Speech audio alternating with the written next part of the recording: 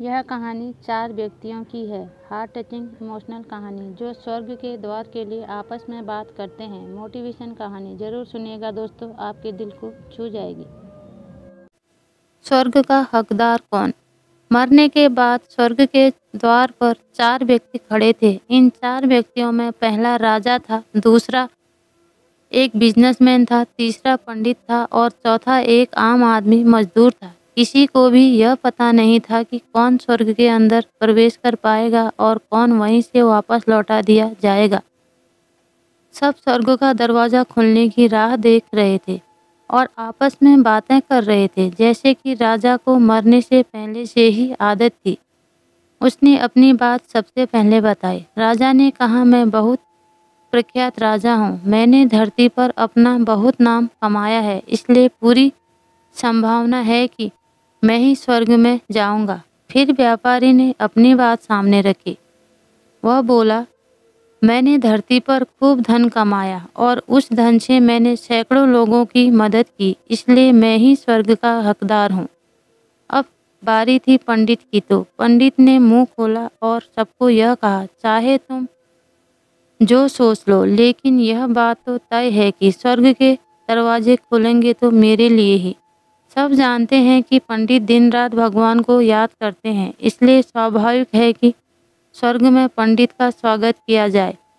जब सबने अपना अपना पक्ष रख दिया, तब सबकी नज़र उस मजदूर पर थी जो चुपचाप अपनी नज़रें नीचे झुकाए बिना कुछ बोले वहीं पर खड़ा रहा।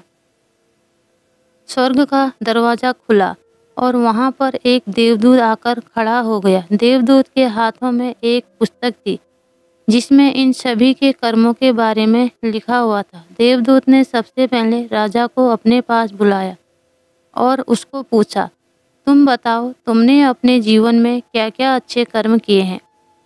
मैं उन्हें इस पुस्तक में देखकर फैसला करूंगा कि तुम्हें अंदर आने देना है या नहीं। राजा ने कहा, मेरा राज्य जितना बड़ा था उतना ही समृद्ध था और मेरी राज्य के सभी लोग खुशहाल थे। सभी बड़े आनंद से रहते थे। मैंने उन्हें कभी भी किसी भी चीज़ की कमी नहीं होने दी। यही मेरे अच्छे कर्म है। देवदूत ने अपने पुस्तक में देखा और देखने के बाद राजा से कहा, तुम सच बोलते हो। तुमने अपने राज्य की प्रजा को बहुत सुखी रखा था, लेकिन तुमने अपने राज्य की सीमा बढ़ाने के लिए जितने युद्ध किए थे, उन युद्ध की वजह से हजारों सैनिकों ने अपनी जान गंवा दी थी।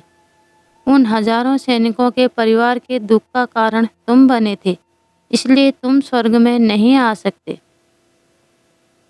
अब बारी थी व्यापारी की। व्यापारी से जब देवदूत ने पूछा कि तुम्हारे अच्छे कर्म क्या हैं, तब व्यापारी ने उससे कहा, मैंने सैकड़ों लोगों को खाना खिलाया है, कई आश्रमों में दान किया है, कई निराश्रित लोगों के लिए घर बनाकर दिया है। यह मेरे अच्छे कर्म हैं। देवदूत ने फिर से अपने पुस्तक में ध्यान से देखा और देखने के बाद व्यापारी से कहा, तुम्हारा कहना भी ठीक है।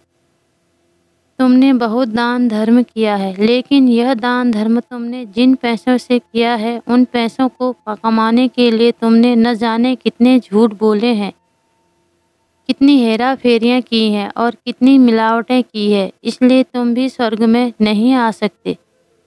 जब पंडित से यही सवाल किया गया तो पंडित ने बड़े ही आत्मविश्वास के साथ कहा, मैंने अनगिनत लोगों को ज्ञान दिया है, हजारों यज्ञ और पूजाएं की हैं और दिन रात भगवान का जाप किया है। इससे अच्छे कर्म और क्या ही हो सकते हैं। देवदूत ने अपनी पुस्तक के अंदर झांककर देखा और पंडित से कहा, आपने जितने भी लोगों को जो भी ज्ञान दिया है, उन बातों पर खुद कभी अमल नहीं किया।